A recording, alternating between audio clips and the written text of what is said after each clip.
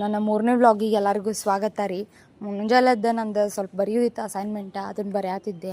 Bore ಆತು, ಬರೆದು ಕೈಯೆಲ್ಲ ಸಾಕತ್ತು. ಅದ್ರ ಸಂಬಂಧ ನಾನು ಬೋರ್ ಆಗೋ ಸಂಬಂಧ ಥಂಡಿನೂ ಹತ್ತಾತಿತ್ತಲ್ಲ, ಅದ್ರ ಸಂಬಂಧ ಒಲೆ ಗುರಿ ಹಚ್ಕೊಂಡೆ. ಸೊ ಚಾಗಿ ಕುಡಿದು ಸ್ವಲ್ಪ ಫ್ರೆಶ್ ಅಪ್ ಆದೆ. ಹಿತ್ತಲಾಗ ಹೋಗಿ ಹೂವೆಲ್ಲ ಹರ್ಕೊಂಡು ಬಂದೆ.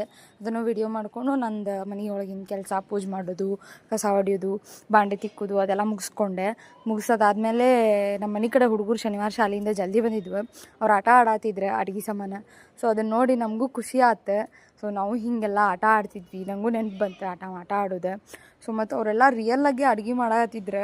ಸೊ ರೈಸ್, ಚಪಾತಿ, ರೊಟ್ಟಿ, ಕ್ಯಾರೆಟ್, ಉಪ್ಪಿನಕಾಯಿ ಎಲ್ಲ ಇಟ್ಕೊಂಡು ಬಂದಿದ್ರು ಅದ್ರೊಳಗೆ.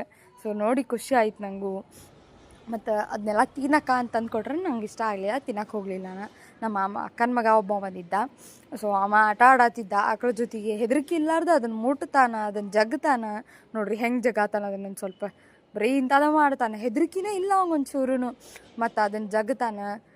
ದೊಡ್ಡ ಆಕಳ ಕಡೆ ಹೋಗುನ್ ಬಾ ಅಂತಂದು ಹೇಳ್ದ. ಅದು ಆಯ್ತಾವು ಬೇಡಪ್ಪ ಅಂತಂದು ಹೇಳಿ ಅಲ್ಲೇ ಆಟ ಆಡಿಸಿದ್ವಿ. ಅದಾದ್ಮೇಲೆ ಮತ್ತು ಅದ್ರ ಹಗ್ಗ ಜಗ್ಗೋದು, ಅದ್ರ ಕಡೆ ಹೋಗೋದು, ಅದನ್ನು ಮುಟ್ಟೋದು ಎಲ್ಲ ಮಾಡ್ತಾನೆ. ಸನೇದ್ರಾಗ ಹೋಳಿ ಹುಣ್ಣಿಮೆನೂ ಬಂದಿತ್ತಲ್ಲ, ಅದ್ರ ಸಂಬಂಧ ಎಲ್ಲ ಹುಡುಗರು ಹಲ್ಗಿ ಬಾರ್ಸಾತಿದ್ರೆ. ಹಲ್ಗಿ ಬಾರ್ಸುನ್ ಬಾಪಿ ಅಂತಂದು ಹೇಳಿ ಅವ್ರ ಕಡೆ ಎಲ್ಲರ ಕಡೆ ಕರ್ಕೊಂಡು ಹೋದ್ರೆ.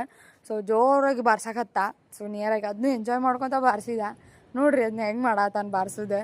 ಅದನ್ನು ಇನ್ನೂ ಹತ್ರಕ್ಕೆ ಜಕ್ಕೊಂಡು ಬಾರಿಸೋದು ಎಲ್ಲ ಎಂಜಾಯ್ ಮಾಡ್ತಾನೆ. ಮತ್ತು ನಮಗೆಲ್ಲರಿಗೂ ಮನೆಗೆ ಹೋಗೋ ಟೈಮ್ ಆಯ್ತಲ್ಲ, ಅದ್ರ ಸಂಬಂಧ ನಮಗೆಲ್ಲರಿಗೂ ಟಾಟಾ ಮಾಡಿ ಬಾಯ್ ಮಾಡಿ. ಸೊ ಎಲ್ಲರಿಗೂ ಫ್ಲೈಯಿಂಗ್ ಕಿಸ್ ಕೊಟ್ಟು, ಎಲ್ಲರಿಗೂ ಎಷ್ಟು ಜನ ಅದಾರು ಅಷ್ಟ್ರಿಗೂ ಒಂದೊಂದ್ಸಲ ಕಿಸ್ ಕೊಡ್ತಾನೆ. ಹೋಗಿ ತಿರುಗಿ ಕೊಡ್ತಾನೆ. ಸೊ ಎಂಜಾಯ್ ಮಾಡಿ ಹೋದ. ಅದಾದಮೇಲೆ ನಂದು ಸ್ವಲ್ಪ ಬರೀದಿತ್ತು. ಇಷ್ಟು ಲಾಗ್ ಇತ್ತು ರೀ ನಂದು ಇವತ್ತಿಂದ. ಥ್ಯಾಂಕ್ ಯು ಎಲ್ಲರಿಗೂ. ಇಷ್ಟ ಆದರೆ ಲೈಕ್ ಮಾಡಿರಿ, ಶೇರ್ ಮಾಡಿರಿ.